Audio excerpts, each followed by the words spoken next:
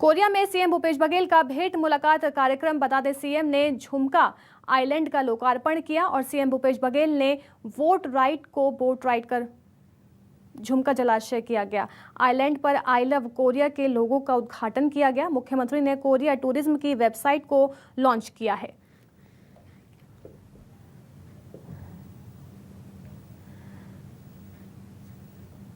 तो सीएम भूपेश बघेल का भेंट मुलाकात कार्यक्रम है, जिसके चलते वो अलग अलग घोषणाएं करते हुए नजर आ रहे हैं। साथ ही साथ सीएम भूपेश बघेल ने आइलैंड पर आई लव कोरिया के लोगों का उद्घाटन भी किया। तो मुख्यमंत्री ने कोरिया टूरिज्म की वेबसाइट की भी घोषणा की है।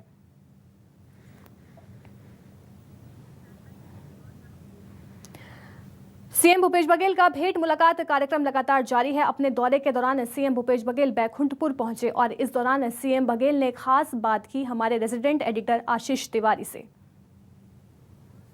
बस्तर और सरगुजा में भेंट मुलाकात का कार्यक्रम आज खत्म हो जाएगा और इस बीच मुख्यमंत्री भूपेश बघेल ने 26 विधानसभा कवर कर ली है। एक ग्रामीण ने यहाँ पर उन्हें ये भेंट भी किया है। मुख्यमंत्री जी, 26 विधानसभाएं आज पूरी हुई हैं जी। अनुभव यही है कि शासकीय योजनाओं का लाभ हर वर्ग के लोग ले रहे हैं। जो अधिकारी कर्मचारी थोड़ा सा ढिलाई कर रहे थे, चाहे जाति प्रमाण पत्र बनाने में या फिर वन अधिकार पट्टा देने में, राशन कार्ड बनाने में, उसमें तेजी आई है। अब वो सारी शिकायतें अब दूर हो गई है, तो इसका लाभ आम जनता को मिल रहा है। राजीव गांधी किसान न्याय योजना का, गोधन न्याय योजना का, भूमिहीन श्रमिक न्याय योजना का, सबका लाभ उठा पा रहे हैं। और किसान, गरीब, आदिवासी, महिलाएं जो स्व सहायता समूह के माध्यम से सब काम कर रहे हैं, उनको बड़ा लाभ मिल रहा है। बड़ी घोषणा यहाँ पर आज किया आपने, 2800 रुपये की बात कही है। वो जैसे जैसे समर्थन मूल्य बढ़ेगा तो निश्चित रूप से राशि भी बढ़ती जाएगी, उसका लाभ भी मिलेगा। कोदो, कुटकी, रागी, मक्का, धान, वो सबका और लघु उपज का सबका रेट में वृद्धि हो रहा है। आत्मानंद को लेकर बहुत अच्छा माहौल बन रहा है, लगता है प्रदेश में। बच्चे जी बोल रही है यहाँ पर, आपने काफ़ी तारीफ की। खूब अच्छी बात है कि ग्रामीण क्षेत्र में भी बच्चे जो प्रतिभा है उसको अवसर मिल रहा है, तो वो अपने माता पिता का भी सपना पूरा करेंगे, खुद भी नई ऊंचाई, नई उड़ान वो लोग भर सकेंगे।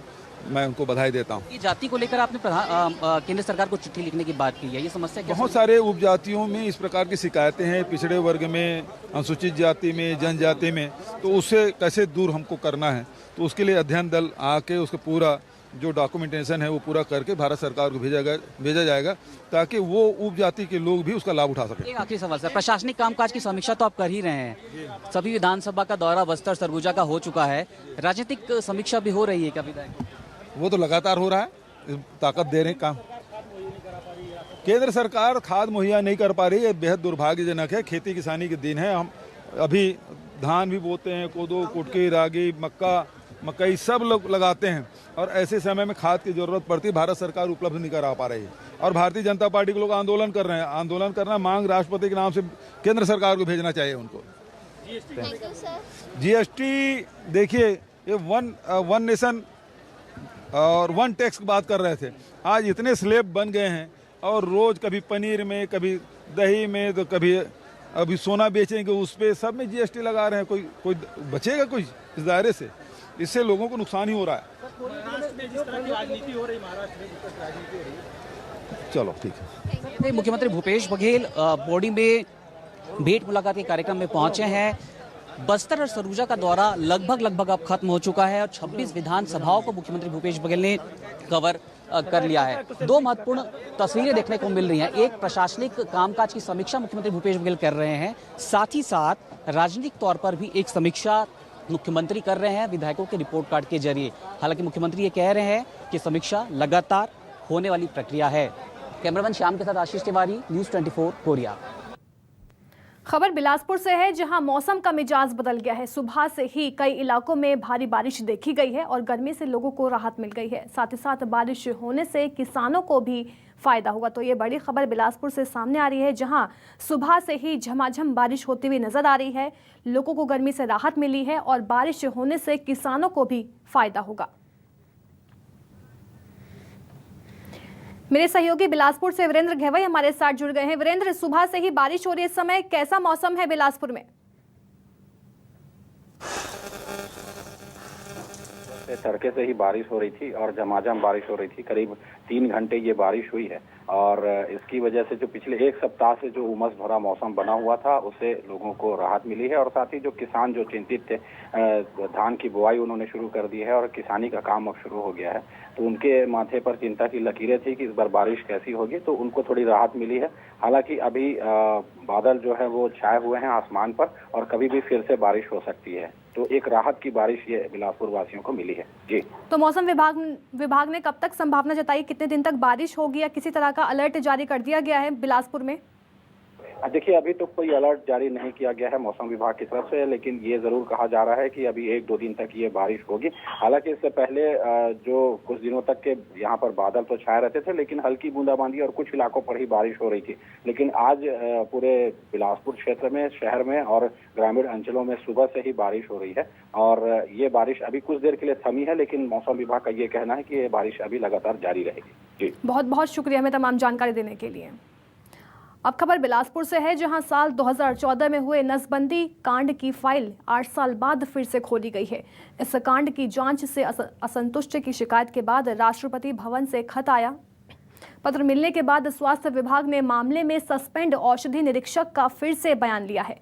आपको बता दें कि 8 नवंबर 2014 को बिलासपुर से लगे पंडारी गांव में नसबंदी ऑपरेशन के बाद 13 महिलाओं की मौत हो गई थी। इस समय जांच के बाद मौत का कारण सिप्रोसिन दवा को बताया गया था और मामले में सिप्रोसिन दवा बनाने वाली कंपनी महावर फार्म के संचालक रमेश महावर और दवा को बेचने वाले दुकानदार कविता के संचालक राकेश खरे के खिलाफ कार्रवाई की गई थी।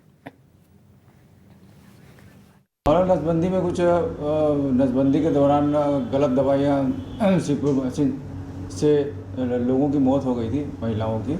तो वो मामले में चलते डॉक्टरों को परेशानी हुई थी। 2-3 डॉक्टर सस्पेंड टर्मिनेट हो गए थे और स्टाफ भी कुछ परेशान हो गया था, उसके कारण ही ये सब हुआ था। अब तो मामला दब गया था, अभी फिर किसी ने लिखा है तो अब फिर से हमारे पास जब लेटर आएगा उसके बाद उचित कार्रवाई हम करेंगे उसके ऊपर।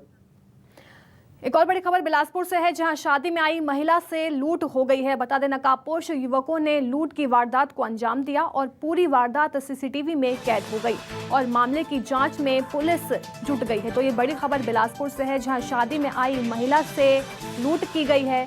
नकाबपोश युवकों ने लूट की वारदात को अंजाम दिया। हालांकि मामले की जांच में पुलिस जो है वो जुट गई है और पूरी वारदात जो है सीसीटीवी कैमरे में कैद हो गई।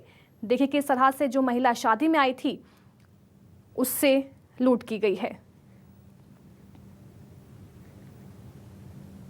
और ये पूरी घटना सीसीटीवी कैमरे में कैद हो गई। देखिए किस तरह से स्नैचिंग की जा रही है। पहले 2 बाइक सवार आते हैं और एक बाइक सवार उतरकर महिला से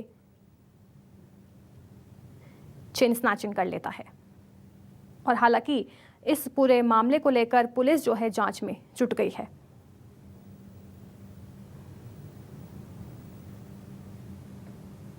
तो ये बड़ी खबर, ये जो पूरी घटना है बिलासपुर से सामने आई है।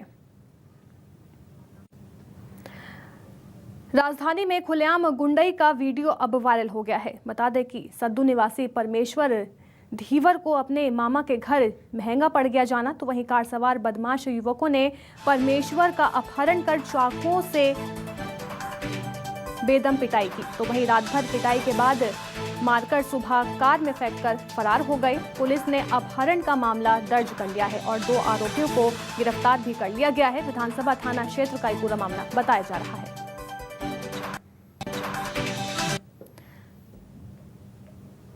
तो कार सवार बदमाश युवकों ने परमेश्वर का पहले अपहरण किया, फिर उसके बाद चाकू से हमला किया। चाकू से हमला करने के बाद उसकी मौत हो गई और कार के पीछे बिठाकर फरार हो गए। हालांकि पुलिस ने आरोपियों को गिरफ्तार कर लिया है।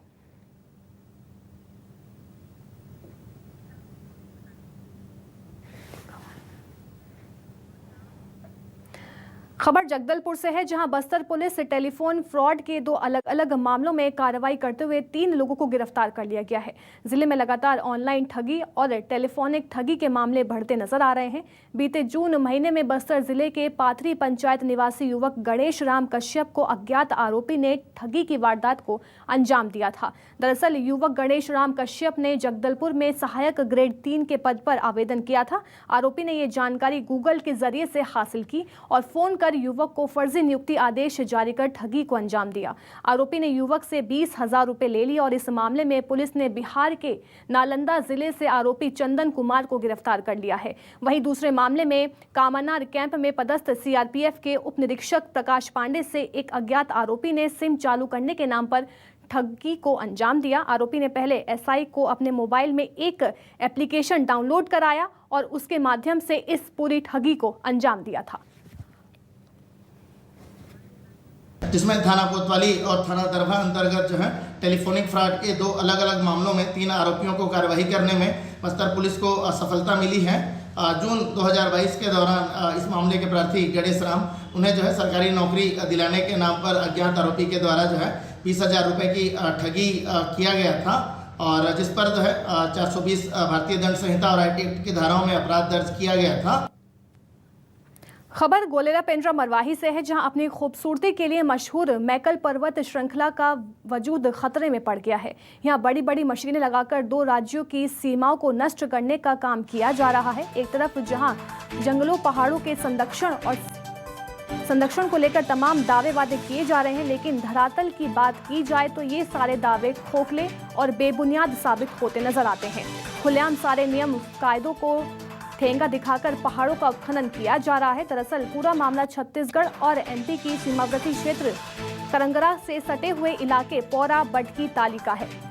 यहाँ गांव पहाड़ों पर बसे हैं। ये इलाके छत्तीसगढ़ और एमपी की सीमा क्षेत्र का है। यहाँ पत्थरों का बेतहाशा उत्खनन किया जा रहा है। खनन माफिया जेसीबी मशीनों से पहाड़ों में रात दिन खनन कर रहे हैं, जिससे अब पहाड़ पूरी तरह से खत्म होने के कगार पर आ गए हैं। वहीं इस मामले पर सियासत भी तेज हो गई है। एक और जहां जेसीसीजे अध्यक्ष अमित जोगी ने का कहना है कि उत्खनन के लिए राज्य सरकारें दोषी हैं। मुझे अभी तक तो मालूम नहीं था, आपने संज्ञान में लाया है, इसके बाद मैं अपने इंस्पेक्टर को भेजता हूँ और वास्तव में सीमा रेखा है छत्तीसगढ़ में है कि एमपी में कहाँ है इसका पता लगाता हूँ। उसके बाद यदि छत्तीसगढ़ में होगी और बिना परमिशन खुदाई किए होंगे तो कार्रवाई होगी। मार्कर्स 2002 में लगाए गए थे, जिस पर लगभग मुझे लगता है कि किसी को कोई विवाद भी नहीं था। छत्तीसगढ़ सरकार मध्य प्रदेश सरकार ने एक सीमा निर्धारित करी थी, उसके लिए बाकायदा मार्कर्स भी लगाए गए थे।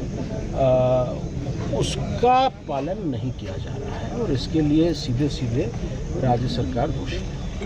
यहाँ के भू माफिया यहाँ पर अचानक सक्रिय हो गए और सारे भू माफिया के तार रायपुर से जुड़े हुए होते हैं।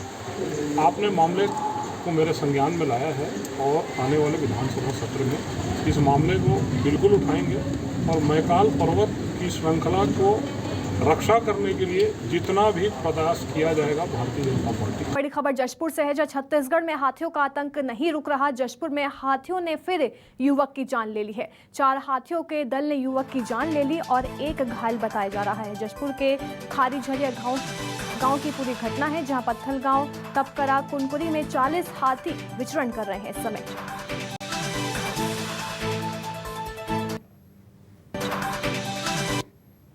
तो लगातार हाथियों का दल, जो 40 हाथियों का दल है, वो विचरण करता हुआ नजर आ रहा है और अब एक युवक की जान ले ली गई है। बात सामने ये भी आ रही है कि एक युवक घायल कर दिया गया है हाथियों के दल ने।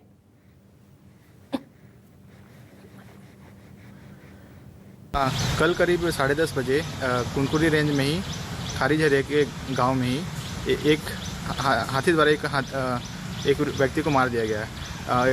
करीब 10:30 बजे हाथी कटहल खाने आया हुआ था, जिसे 2 भाइयों के द्वारा टॉर्च दिखाया गया, जिससे वो आक्रामक हो गया और उन पर हमला किया, जिसमें एक भाई घायल हो रखा है और दूसरे भाई को हाथी के द्वारा कुचलकर वहीं पर मार दिया गया है। बहुत देर हो गया ना, उधर मेरा भाई को लेकर उधर कांड किया शुरुआत तो खाने आया इतना हम लोग को, मतलब उसके साथ पूरा मतलब हम लोग का ना ये अटैक टाइप का हो गया था ना पूरा, हम लोग उसको क्या बोलेंगे भिड़ गए थे उसके साथ। उसके बाद उसको ले गए उधर, बहुत देर तक उधर पूरा उसको अटैक किया, मतलब कांड किया। उसके बाद में फिर दोबारा आया और यहाँ पे बहुत देर तक कटहल खाने लगा। खबर महासमुंद से है, जहां पूरे जिले में हो रही कम बारिश ने किसानों की चिंता बढ़ा दी है। किसान खेतों की जोताई करके बारिश का इंतजार कर रहे हैं ताकि पानी से खेत भर जाएं तो वो धान की रोपनी कर सके। पर खंड बारिश के कारण किसान धान की रोपनी नहीं कर पा रहे हैं। समय पर बारिश नहीं हुई तो किसान अपने परिवार का भरण पोषण कैसे करेंगे, ये चिंता उन्हें लगातार सता रही है। इस पूरे मामले में प्रभारी उप संचालक कृषि का कहना है कि इस साल कम बारिश हुई है और आगे बारिश कब तक होगी कुछ कहा नहीं जा सकता। इस साल 2 लाख हेक्टेयर में धान की फसल लगनी थी, पर शासन से 10,000 हेक्टेयर कम करने को कहा गया है। इसके बदले दलहन तिलहन के खेती को बढ़ावा देना है। अभी 2,000 हेक्टेयर धान की फसल कम हुई है। कृषि विभाग लोगों को समझाइश दे रहे हैं कि भूमि की उर्वरा क्षमता बढ़ाने के लिए फसल चक्र अपनाएं। पानी गिरे ने महाराज ना खेत जोताते थे कि खेत कैसे सूखा भी नांगर नहीं गड़े है और धान कुकन बता बोआए थे भथा गए, थरहा डाले ट्यूबवेल के पानी संग में कवर नहीं हुआ थे। अभी बारिश का बहुत परेशानी होते है। अब जुलाई महीना लग गए, पानी गिरत नहीं है। खंड वर्षा कहीं कहीं हल्का फुल्का वर्षा होते, थरहा रुक गए है और जो खुर्रा बोनी है धान अटियात है खेत में, जरे नहीं फेंका थे। हमने बताया कि बारिश को देखते हुए आपको फसल का चुनाव करना है, इसलिए हमने उड़द, मूंग, तिल इस फसल के जाने के लिए भी किसान को वो किया हुआ है। और चूंकि इस बार डीएपी खाद की भी कमी बरकरार है और आगे भी डीएपी की कमी रह सकती है, इसलिए हम किसानों को सलाह दे रहे हैं कि 12-32-16 या 20-20-0-13 जो खाद है उसको भी यूरिया के साथ विकल्प के रूप में हम किसानों को बोल रहे हैं कि उसका भी उपयोग करें। खबर बिलासपुर से है, जहां जिले में छत्तीसगढ़ी फिल्म अभिनेत्री से दुष्कर्म का मामला सामने आया है। मामले की शिकायत के बाद पुलिस ने साथी कलाकार और उसके दोस्त के खिलाफ केस दर्ज कर जांच शुरू कर दी है। केस दर्ज होने के बाद से आरोपी फरार हो गए हैं, जिनकी तलाश के लिए पुलिस अलग अलग ठिकानों पर लगातार दबिश दे रही है। मामला मस्तूरी थाना क्षेत्र का है। पूरी थाने में एक युवती ने आकर के रिपोर्ट दर्ज कराई कि 2021 में वो अपने कुछ साथियों के साथ फिल्मों की शूटिंग और एल्बम की शूटिंग के लिए गई हुई थी। वहाँ पर उसके साथ एक लड़के ने दुराचार किया है। इस मामले में उसने उसके साथ शादी का झांसा देकर लंबे समय तक दहेज शोषण किया है। इस मामले में युवती जैसे ही थाने पहुंची है, आरोपी के विरुद्ध 376 का अपराध दर्ज करके आगे विवेचना की जा रही है। आरोपियों की पतासाजी की जा रही है और बहुत जल्द ही आरोपियों को गिरफ्तार किया जाएगा। खबर बीजापुर से है, जहां जवानों को बड़ी सफलता हाथ लगी है। 2 लाख की इनामी महिला नक्सली ने सरेंडर कर दिया है। सरेंडर करने पर महिला नक्सली को इनाम भी दिया गया और 10,000 रुपए की प्रोत्साहन राशि नक्सली महिला को दी गई है। बता दें, गंगालूर एरिया कमेटी के प्लाटून नंबर 12 की ये सदस्य थी।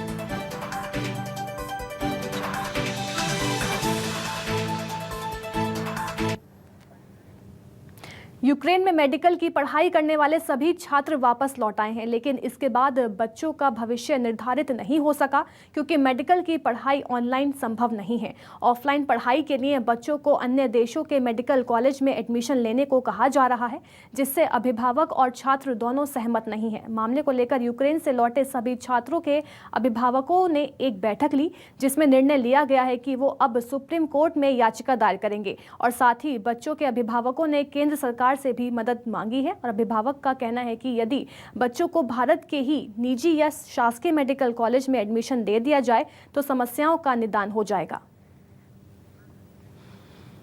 हमने ये मीटिंग आहूत की है कि जो डिसीजन सुप्रीम कोर्ट का आने वाला है वो बच्चों के फेवर में नहीं है, तो हमको निश्चित रूप से सुप्रीम कोर्ट का ही दरवाज़ा खटखटाना पड़ेगा, ताकि ये बच्चों को भारत में ही प्रवेश मिल सके, भारत के कॉलेजों में ही प्रवेश मिल सके, क्योंकि यूक्रेन की स्थिति अभी वापस जाने लायक नहीं है। मेरी बिटिया 3rd year Uzhhorod National University Ukraine में पढ़ रही थी। सर, आप लोग को जैसा विगत ही होगा कि यूक्रेन में जो समस्याएं हुई, उसके कारण सरकार ने, सेंट्रल सरकार और राज्य सरकार दोनों ने मिलकर ऑपरेशन गंगा चला कर हमारे बच्चों को यहाँ ले आया।